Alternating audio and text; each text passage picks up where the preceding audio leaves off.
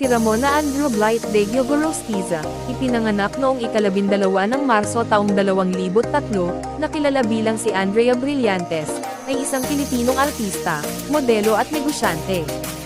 Sinimulan niya ang kanyang karera bilang isang child actress, nagdebut sa sketch comedy show na Goan, Bulili.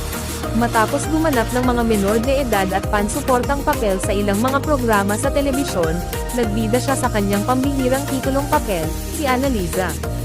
Kilala siya sa kanyang pagganap bilang Marga Mondragon Bartolome sa melodrama na Cave ng Ginto.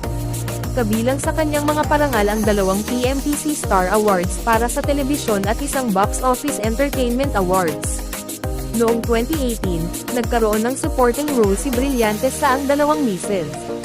Reyes at nagbida sa Kahit Ayaw Mo Na hindi maganda ang pagganap sa takilya.